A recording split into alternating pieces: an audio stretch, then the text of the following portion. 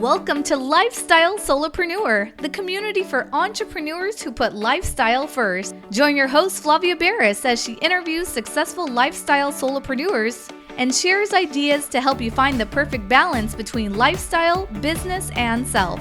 Flavia is an attorney, marketing expert, and founder of several online academies. She's been featured in major media including BBC World News, The Wall Street Journal, The New York Post, ESPN Television, and more. Join us for this episode of Lifestyle Solopreneur. Hey, Lifestyle Solopreneurs. Today we get to speak with Sausha Davis. She is the founder of Sales Mama and a powerhouse sales mentor for ambitious women who want to grow multiple six-figure businesses without sacrificing their sanity or family. That is a running theme here for sure.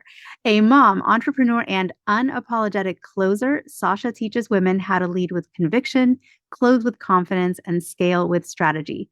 Her signature approach blends proven sales psychology with emotional intelligence, helping women sell like leaders, not hustlers. Welcome to the show, Sausha. Thank you. I am very excited to be here. It's fun to have you here because you're someone who has such an interesting backstory. You've had some really profound and big things happen in your life in your past that caused you to go down the journey that you've been on now. So tell us a little bit about that. I know some of it, trigger warning, some things happened to you that could even be disturbing to hear about, but I think it's a really important part of who you are. So let's dive into that.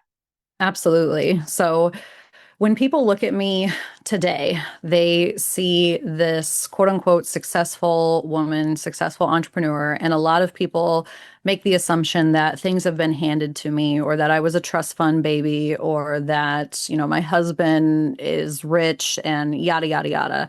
And all of those things could not be farther from the truth. And so taking you back to even early childhood, I grew up, and at the time I didn't know we were poor, but we were pretty poor.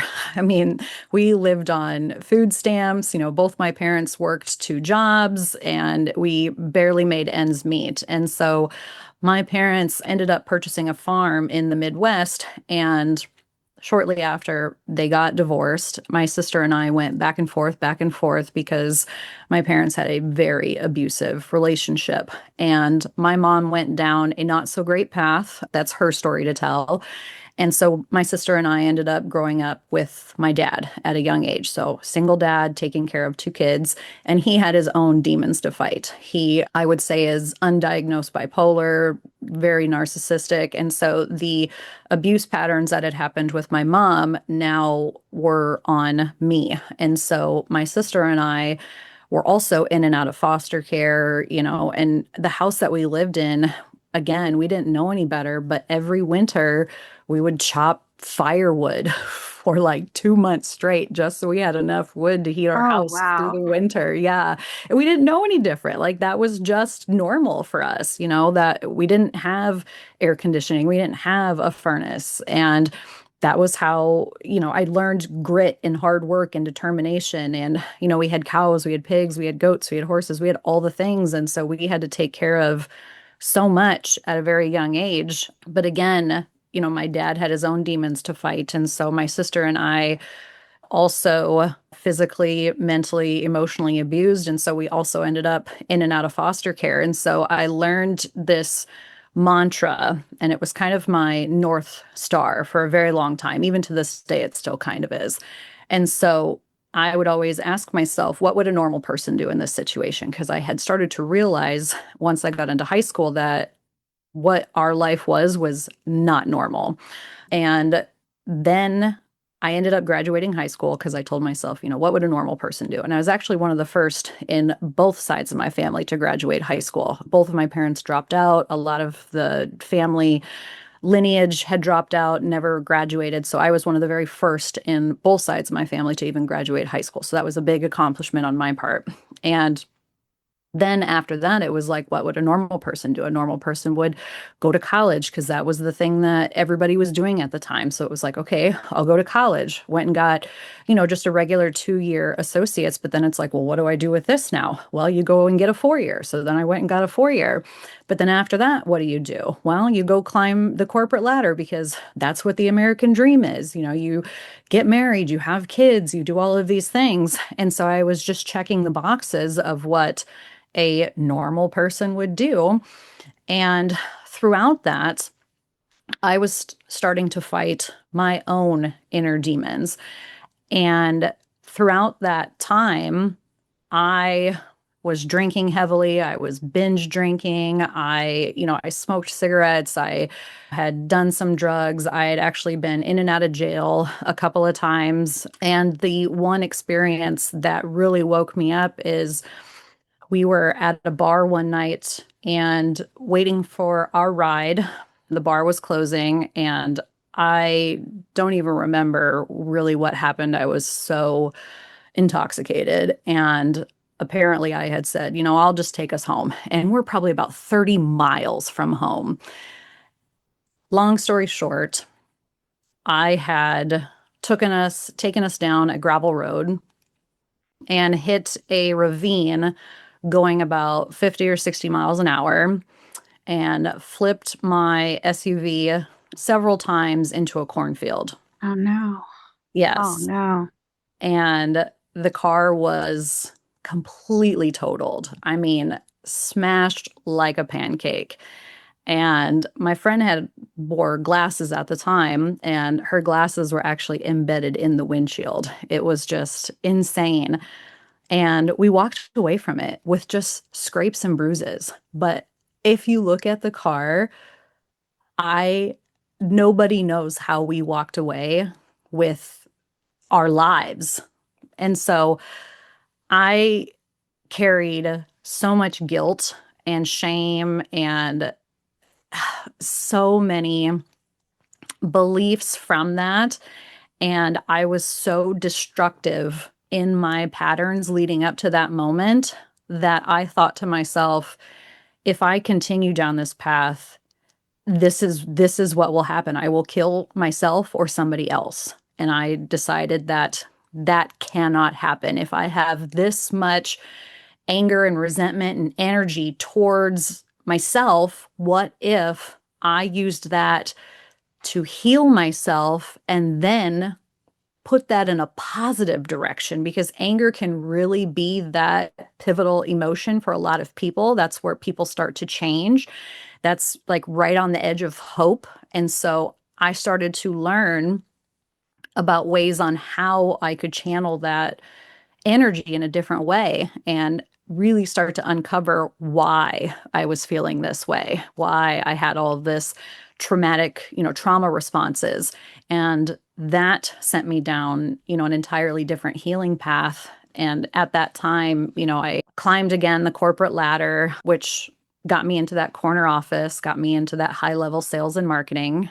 I started to better myself. I started to exercise. I started to work out. I started to listen to podcasts. I started to be more of a leader in the community. But then I started to feel really empty inside, like I really wasn't making an impact like I wanted to. I was working, 12, 14, 16-hour days, and it was like, is this really what life is?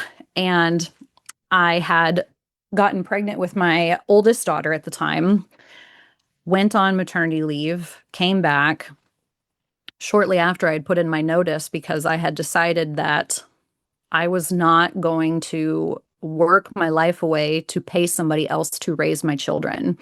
And at that moment is when I decided to leave my job and continue and pursue entrepreneurship, which had already been kind of planted that seed a few years prior when I started to really work on myself, more personal and professional development. But that was the moment that I decided, you know what, I'm going all in on this. Come hell or high water, I'm going to make this work for myself and for my family and for my freedom, because I am not going to work my life away to have somebody else tell me how to live my life anymore, because that's what got me in all of the messes I was in up until this point. So fast forward 10 years, now we're here at Sales Mama. And I love when entrepreneurs start their entrepreneurial journey and their company and their venture already being either a parent or, you just have other responsibilities or loved ones or even just Mm-hmm. hobbies or something. Because I think you go into it much more intentionally to avoid burnout and to do it the right way. Because if Yeah. you head into entrepreneurship because you are leaving a job that doesn't allow you enough time to do the things you want to do to feel alive and to feel connected, if you don't have that guiding stone, I know a lot of entrepreneurs, if kind of younger in life, or, they don't really have a family yet, they're not married, they don't have kids, they haven't built up like hobbies or other commitments.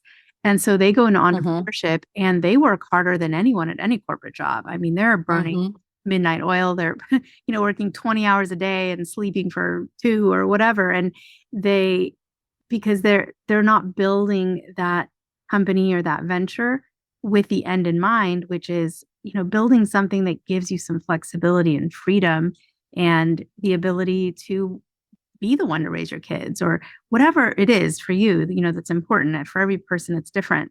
So how did you do that? So you went into this as a mom Mm-hmm. and you're like, I'm going to be an entrepreneur. I'm going to build something. But you knew that it was whatever you built had to give you more time with your family than you had at that corporate job. So how did you do that with intention? So in the beginning, it was all just failing forward. I still think that entrepreneurship is just failing forward. And I love learning and I'm a lifelong learner. And so I really just dove in and got my feet wet. But I made sure that I was intentional with the boundaries around what I would do, what I wouldn't do, and when. And so I created these time blocks of when I would be on, when I would be off, when I would be doing family time. So I was very intentional about that. I'm very intentional about that today. But I'm also living an integrative life. I think there's so many people that are afraid to have their children see them work. And I'm not. My children have been, not that they're like the face of my company or anything, but they have seen me work and it's okay that they see me work. And it's actually really interesting because even now I'll take them to school and they'll be like, my mom works at Sales Mama. She owns Sales Mama. When I grow up, I want to work at Aw, Sales Mama. I'm like, oh, oh my that's so gosh. cute.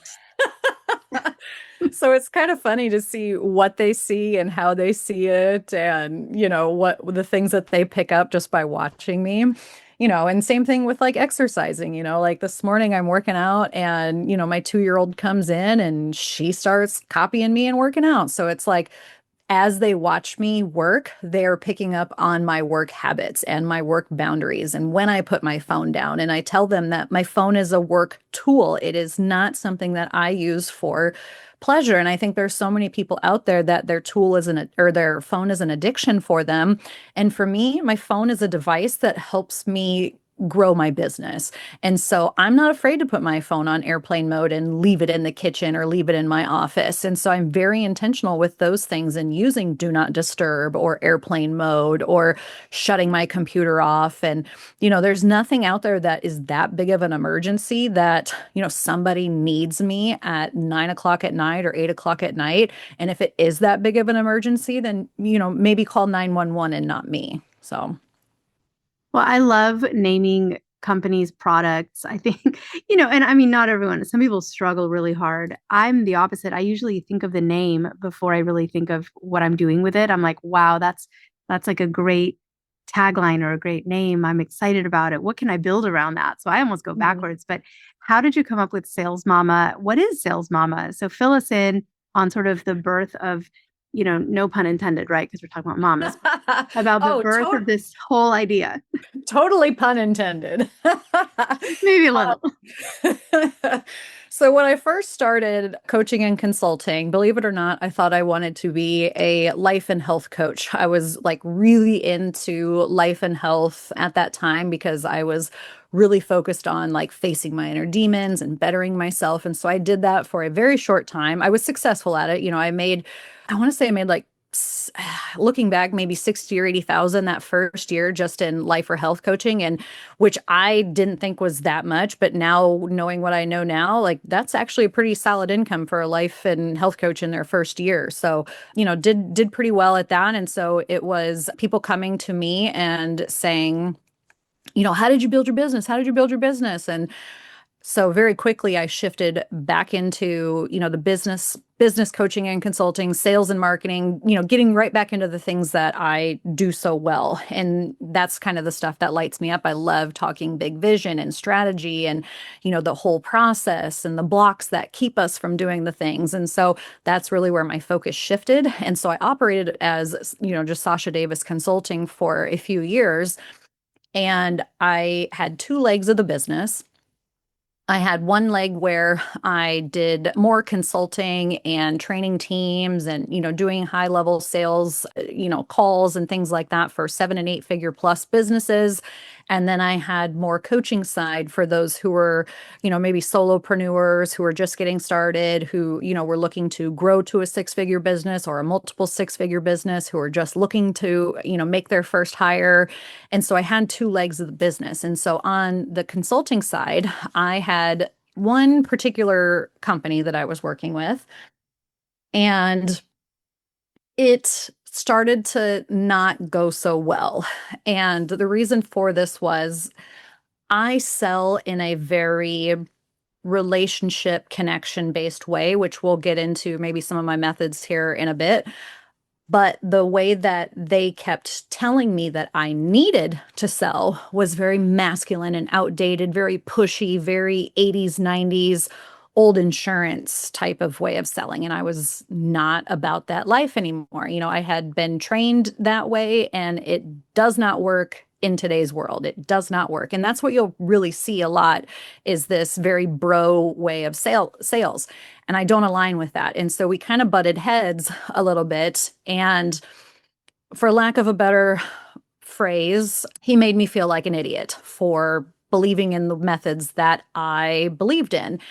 And so we parted ways, and I was furious about the whole interaction. And then I decided, you know what? I'm going to go find a female mentor. I'm going to find a female sales mentor, and I'm going to really do this and blah, blah, blah, blah, blah. So then I went on the hunt for a female sales mentor, found this gal, and she was all about feminine sales. Get on the phone with her, have a conversation.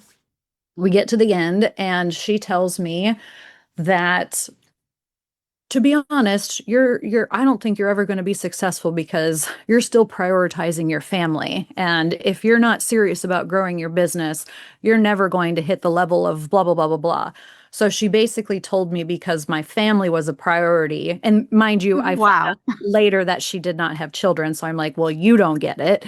And so this happened within a week. And so I had one person, basically telling me that I'm an idiot, and then another person telling me that because I'm a mom that I won't be successful.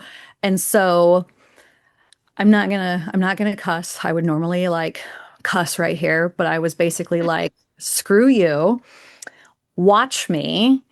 And that's how Sales Mama came about, because I wanted to do sales my way, and I wanted an emphasis on motherhood or parenting in general, because I, as a sales professional for the past 20 years, if I'm encountering this as a sales professional, I can't imagine what others are butting up against as first-time entrepreneurs, or learning about sales the first time, and the pressure they're getting, or the, grief, or the just the pushback that they're getting, or making them feel stupid for thinking this way or doing things this way. And so I said, nope, never again. And that's how Sales Mama was born. It was literally born out of spite. I'm a lot less spiteful, a few years in. The mission and the message is still very similar. I still want to help and grow and big vision, but it was born that week. I was raging. I was on fire. I love it. And I mean, that almost seems like more of a catalyst than your original, like, hey, I'm spending, 12 hours a day at the office. I want to be with my family. That was like, like a pull to your family, your loved ones. But I feel Mhm. like this one was like rocket fuel under you. Like Oh this just yeah. It catapulted was you. it was definitely like a match under my ass, and it like took things to a next level. Like it reignited everything within me. It was a big push to not go back to my corporate job. I mean, like everything within me was like, don't go back, but I went back for a few months and then left and then just told myself like you're not going back. And so I made sure that that didn't happen. But then it was, a few years goes by and then this happens and it just reignited everything within me. And it just took, it really made the brand what it is, the company what it is. And it just really took things, skyrocketed everything to a new level. So, Yeah, I mean, even your branding is a reflection of that woman throwing down the gauntlet and telling you mhm. you can't be successful and be like a committed mom. It's just, mutually exclusive. And I just love that you're like, hold my beer and watch me. Exactly. And you named and your program is Sales Mama. So tell us about that. Like you said, you'd go into your sort of techniques and your philosophy about sales a little bit. So without going into too much detail, I mean, we don't have, I mean, I bet you could talk for 8 hours in a row about sales, but Oh, what are some of the kind of overarching, major sales philosophies or concepts that you teach in Sales Mama? yeah. So my signature program is Sales Mama School, and it very much is a sales training and education program. So it's not just throwing a script at you and being like, see you later. Like I actually want you to learn the sales psychology and implement it and why people make decisions so that you really understand it. Most people just throw a sales script at somebody and say, this is it. I really want people to understand the process of sales and that sales is actually a service because you're solving a problem for somebody. That is the exchange of a sale is somebody has a problem, you have a solution, and by the act of exchanging money, that is a sale. Okay. And so some of the philosophies that I teach within Sales Mama School is I have a personality based training method.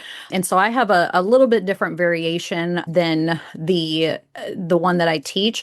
But in a nutshell, it is the GEMS method by Danny Johnson. So you guys can look this up. But basically, it is buyer personality types. And so a lot of people will teach just one method, which is a very black and white kind of strategic way of thinking. And I have found that, 75% of people don't think that way. A lot of people are emotional buyers. And so that analytical way of thinking doesn't necessarily work on the rest of the people in the world. And so to break down the four different categories very quickly, we have a ruby, we have a sapphire, we have an emerald, and we have a pearl. And so a ruby is going to be a very direct individual. They're going to be like, no BS. What's the results? What's the ROI? An emerald is going to be very stats, very data driven. They want to know your success rate, your failure rate. And that's what most people teach on is like that type, ruby and emerald. But then we have two other types. We have a sapphire, which is going to be your big vision. They want to know like who else is in the room. They're motivated by fast action bonuses. You have to match their energy. You have to get excited. And then the last one is a pearl. And they are the people who want to save the world, save the whales. They're the ones who usually, you know, do the nonprofits and the charities, and you can't put a lot of pressure on them to make a decision right away. You have to go with them. You have to be empathetic with them. And they tend to be a little bit slower decision makers. And they have to have, you have to give them borrowed belief, and they have to have a lot of trust in you. And so each of these people buy a little bit differently. And if you are selling in a way that does not align with their buyer personality, they're going to be not trusting you. They might think you're an idiot. They're going to ghost you completely. And so this is what happens when people say, "Oh my gosh, nobody's buying. I don't know what I'm doing wrong."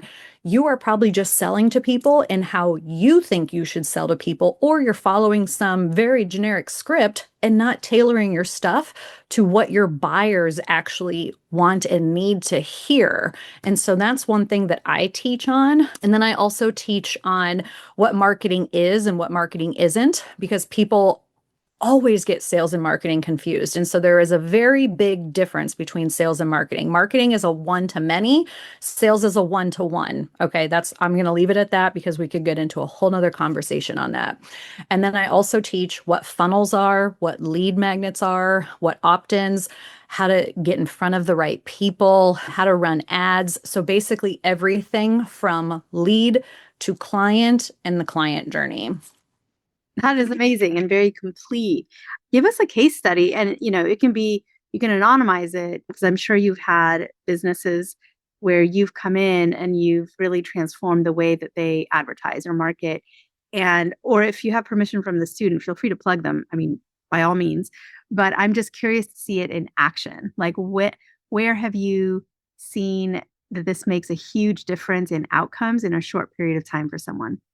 Yeah. So, for example, I worked with a gal who was a realtor. She did real estate and real estate investing. And this is a little bit longer turnaround, but within 6 weeks, she actually started closing.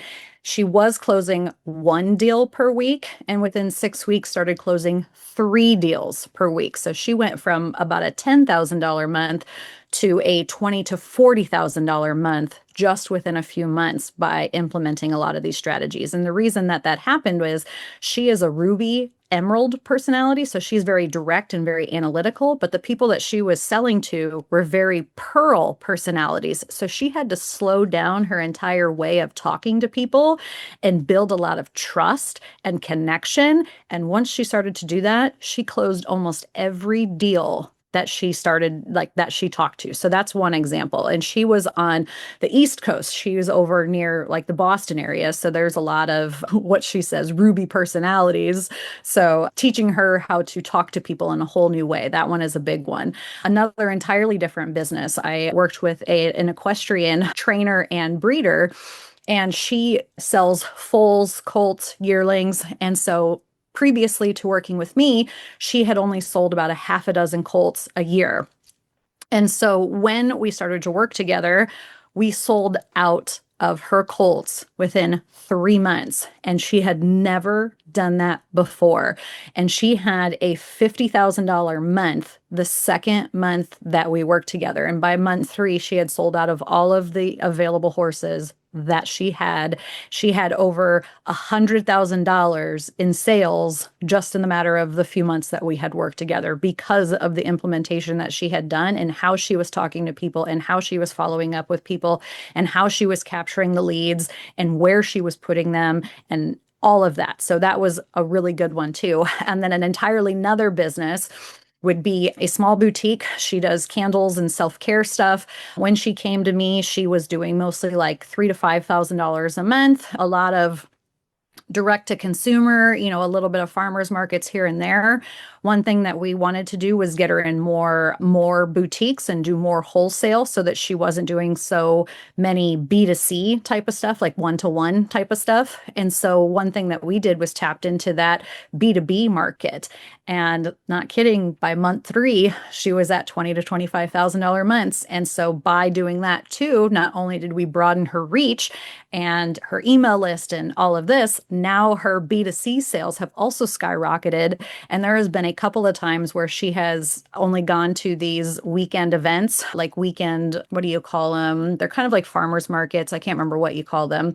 But anyways, A fair, like a craft fair? yeah, kind of like a craft fair. Exactly. Like these event Festivals fairs. yeah. Exactly. And she has been one of the top sellers. Like there was one time she went to one of them and she made like $18,000 just in the 3 days of there. Like she actually sold out on the second day, had to go home and make more product for day 3. So that's another one. So those are just a few different, there's a service-based one, there's, a livestock-based one, and then a product-based one. But I have tons of stories, but those are just a few different categories.